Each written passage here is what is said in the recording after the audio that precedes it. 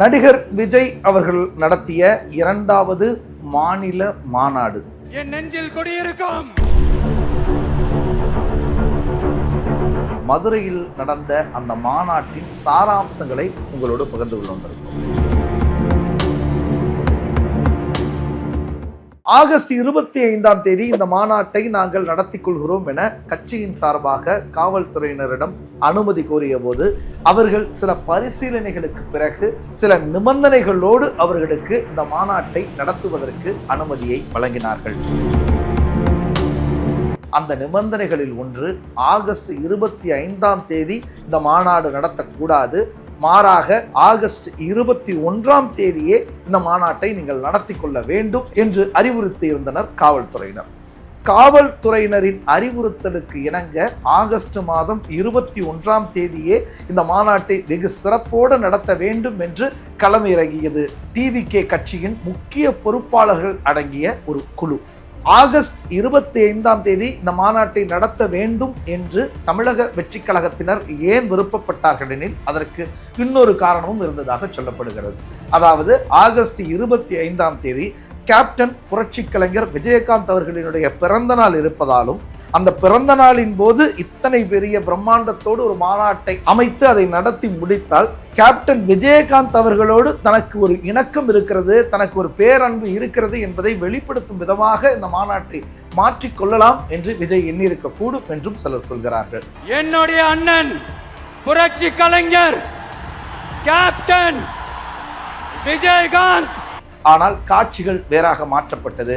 August 25ற்கு பதிலாக August 21 வெகு சிறப்பாக இந்த மாநாடு முடிந்திருக்கிறது, நிறைவுற்றிருக்கிறது.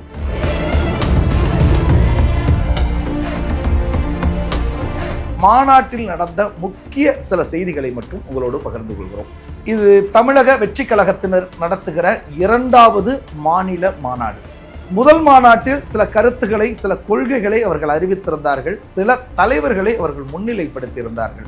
இந்த இரண்டாவது மாநாட்டில் அவர்கள் இரு பெரும் தலைவர்களை மட்டும்தான் தங்களது மாநாட்டில் முன்னிலைப்படுத்தியிருந்தார்கள். அதில் ஒன்று அறிஞர் அண்ணா, இன்னொன்று எம்ஜிஆர் அவர்கள். அறிஞர் அண்ணா திராவிட சித்தாந்தத்தை தமிழகத்திற்கு கொடுத்த அறிஞர் அண்ணாவை முன்னிலைப்படுத்தியதற்கான காரணம் என்னவென்று நமக்கு தெரியும்.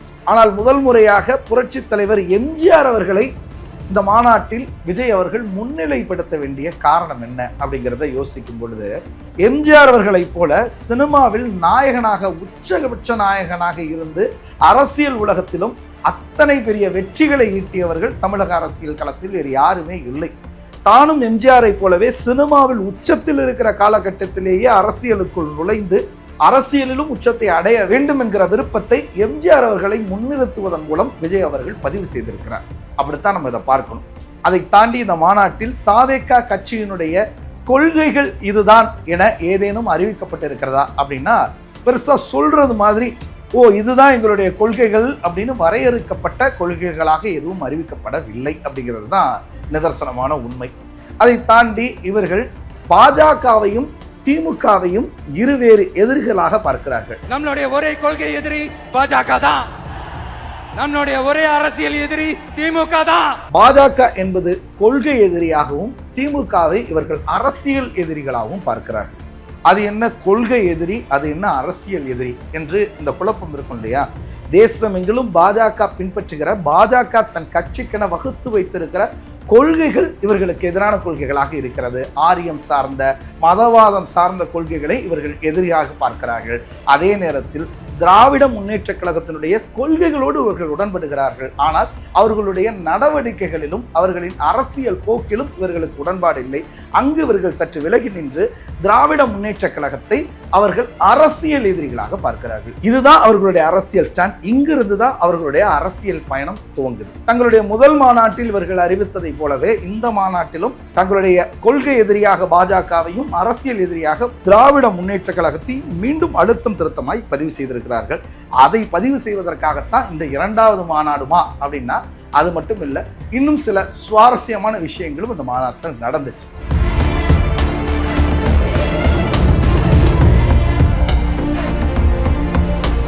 தன்னுடைய உரையில் நடிகர் விஜய் அவர்கள் பேசுகிற பொழுது முதல்வர் திரு மு.க. ஸ்டாலின் அவர்களை அங்கிள் என்று விழித்ததை ஒரு பெரிய விமர்சன பொருளாக மாறி இருக்கிறது. Stalin uncle, what uncle is very wrong uncle. பல அரசியல் கட்சிகள், பாஜகவினுடைய அண்ணாமலை உட்பட இன்னும் சில அரசியல் தலைவர்கள் இந்த பேச்சுக்கு கடும் கண்டனத்தை தெரிவித்திருக்கிறார்கள். காரணம் என்ன அப்படின்னா, மக்களால் தேர்ந்தெடுக்கப்பட்ட ஒரு முதல்வரை ஒரு பொது மேடையில் அத்தனை பேரின் முன்னிலையிலும் சற்று அவருடைய மரியாதைக்கு இழுக்கு ஏற்படுகிற விதத்தில் அங்கிள் என்று நடிகர் விஜய் அவர்கள் விழித்தது அத்தனை மரியாதைக்குரிய செயலாக தெரியவில்லை என்று பலரும் கண்டனம் தெரிவித்திருக்கிறார்கள். அந்த கண்டனத்திற்கு தவேகாவின் சார்பிலிருந்து இப்போது வரையிலும் எந்த விதமான பதிலும் வரவில்லை. அடுத்ததாக மாநாடு துவங்கியவுடன் விஜய் அவர்கள் மேடையை நோக்கி போடப்பட்டிருந்த அந்த ராம்ப் வாக் வழித்தடத்தில் நடந்து வருகிற பொழுது சுற்றி இருந்த கம்பி தடுப்புகளை எல்லாம் தாண்டி குதித்த அவருடைய ரசிகர்கள் அந்த ராம்ப் வாக் நடைபாதையிலேயே உள்ளே சென்று கூட்டமாக விஜய் அவர்களை நெருங்கி அவர் கழுத்தில் துண்டினை போடுவதற்கு முயற்சித்ததும், அவரை கட்டி அணைக்க முயற்சித்ததும் கிட்டத்தட்ட ஒரு கலோபரம் போலவே தூரத்திலிருந்து பார்ப்பவர்களுக்கு காட்சியானது. அதை தாண்டி நடிகர் விஜய் அவர்களை சுற்றி நின்ற பவுன்சர்கள் அவரை நோக்கி வந்த ரசிகர்களை அப்படி ஜஸ்ட் லைக் தட் அப்படி கீழே வீசிட்டு போகும் பொழுது, ஒரு மாநாட்டில் தன்னை நோக்கி வந்த தொண்டர்களை ஒரு தலைவன் இப்படித்தான் கையாள வேண்டுமா என்கிற கேள்வி பொதுமக்கள் மனதில் எழுந்திருப்பதையும் நாம் கருத்தில் கொண்டாக வேண்டும். பொதுவாக மாநாடு துவங்கிய சில மணி நேரங்களிலேயே மாநாட்டிற்கு வந்திருந்த கை குழந்தைகள், மாநாட்டிற்கு தொண்டர்கள் தங்களுடைய குடும்பத்தோடு வந்திருந்தாங்க நிறைய பேர். அதுல நிறைய கை குழந்தைகள் இருந்தாங்க. அந்த கை குழந்தைகள்ல பல பேர் அந்த வெயில் தாங்க முடியாம கதறி அழுததும், அவர்களை பாதுகாப்பா ஒரு நிழல்ல வைக்கிறதுக்கு போதுமான இடவசதி செய்யப்படாமல் இருந்ததும் காட்சி ஊடகங்கள்ல எல்லா செய்தி தொலைக்காட்சிகள்லையும் பெரிய செய்தியாக மாறி ஒரு பெரிய சலசலப்பை ஏற்படுத்திச்சு. இவ்வளவு பெரிய மாநாட்டுக்கு நீங்க ஏற்பாடு பண்றீங்க, அந்த மாநாட்டுக்கு குடும்பமா தொண்டர்கள் வருவாங்கன்றது தெரியும். அப்படி தொண்டர்களோடு வருகிற குழந்தைகளை பாதுகாப்பாக வச்சு பராமரிக்கிறதுக்கு ஒரு இடத்தை நீங்க ரெடி பண்ணலையே, ஏற்பாடு பண்ணலையே அப்படிங்கிற கோபம் பொதுமக்களுக்கு மாத்திரம் இல்லாம அந்த மாநாட்டிற்கு வந்த தொண்டர்கள் மத்தியிலே நிலவியதை கண்கூடாக பார்க்க முடிந்தது. அடுத்ததாக மாநாட்டிற்கு வந்த பத்திரிகையாளர் முக்தர் அவர்கள் எந்த நோக்கத்தோடு இந்த மாநாட்டிற்கு வந்தார் அப்படிங்கிறது தெரியல. அவர் திமுகவின் அனுதாபியாக பார்க்கப்படுகிற சூழலில் அவர் இந்த மாநாட்டிற்கு வந்ததை தவேகாவினுடைய தொண்டர்கள் முற்றிலுமாக விரும்பவில்லை. அவர் வந்ததிலிருந்தே அவருக்கு சில எதிர்ப்புகளை எல்லாம் தெரிவித்து முக்தார் வெளியேறு என்று கூட்டமாக கூடி சத்தமாக கோஷமிட்டு அவர் அந்த மாநாட்டு திடலிலிருந்து வெளியேறும் வரை அவருக்கு எதிரான கோஷங்களை இட்டு அவரை வெளியேற்றினார்கள். முக்தார் இந்த மாநாட்டிற்கு ஏன் வந்தார், அவர் ஏன் வெளியேற்றப்பட்டார் என்கிற செய்தியை பற்றி பெரிய ஊடகங்கள் எதுவும் பேசவில்லை. ஆனாலும் அவர் வெளியேற்றப்பட்டது பத்திரிகையாளர்களுக்கு நடந்த களங்கமாகவே பார்க்கப்படுகிறது. இறுதியாக விஜய் அவர்கள் பேசுகிற பொழுது 2026 நடக்கவிருக்கிற சட்டமன்ற தேர்தலுக்கு 234 தொகுதிகளினுடைய வேட்பாளர்களின் பெயர்களை அறிவிக்கப் போகிறேன் என்று அவர் சொன்னதும் ஒட்டுமொத்த கூட்டமும் சற்று அதிர்ந்து போனது. கூட்டம் மாத்திரமல்ல, குழுமி இருந்த பத்திரிகையாளர்களும் சற்று அதிர்ந்து போனார்கள். அதுக்குள்ள வேட்பாளர் பட்டியலையே ஒரு தலைவர் வெளியிடுறாரா? நம்ம கட்சியினுடைய வேட்பாளர் பட்டியலை இப்ப அறிவிக்க போறேன். மதுரை கிழக்கு வேட்பாளர் விஜய், மதுரை மேற்கு வேட்பாளர் விஜய், மதுரை மத்தி வேட்பாளர் விஜய், மதுரை தெற்கு வேட்பாளர் விஜய், மதுரை வடக்கு வேட்பாளர் விஜய், மேலூர் விஜய், சோழவந்தான் விஜய், திருப்பரங்குன்றம் விஜய், திருமங்கலம் விஜய், உசிலம்பட்டி விஜய். 234 தொகுதியிலும் இந்த விஜய் தான், அதாவது உங்க விஜய் தான் உங்க சின்னம். எல்லா தொகுதிகளுடைய பெயர்களை சொல்லி எல்லா தொகுதிகளிலும் போட்டியிட போவது விஜய் தான். தவேகாவின் சார்பில் யார் எந்த தொகுதியில் நின்றாலும் நீங்கள் செலுத்த போகும் வாக்கு நேரடியாக விஜய் என்கிற எனக்கு தான் அப்படிங்கிறத ரொம்ப அறுதியிட்டு ரொம்ப தீர்க்கமா அவர் அந்த மேடையில பதிவு செஞ்சிருக்கிறார். இன்னும் சிம்பிளா சொல்லணும்னா, உங்க வீட்டில் இருக்கிற ஒருத்தர் தான் வேட்பாளரா நிக்க போறாங்க.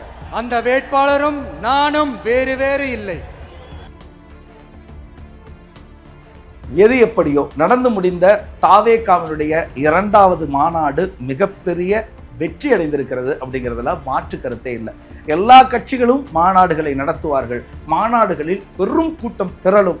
ஆனால் மாநாடு முடிந்த மறுநாளே அந்த செய்தித்தாள்களில் வெளிவரும். ஓரிரு நாட்கள் அந்த மாநாட்டை பற்றி பேசுவார்கள், அதோடு மக்கள் மறந்து விடுவார்கள். ஆனால் தாவேகா நடத்திய இந்த 2வது மாநாடு முடிந்து இத்தனை நாட்களுக்கு பிறகும் அந்த மாநாட்டை பற்றிய செய்திகளைத்தான் அத்தனை ஊடகங்களும் மூளை முடுக்குகள் எல்லாம் பேசிக் கொண்டிருக்கிறது.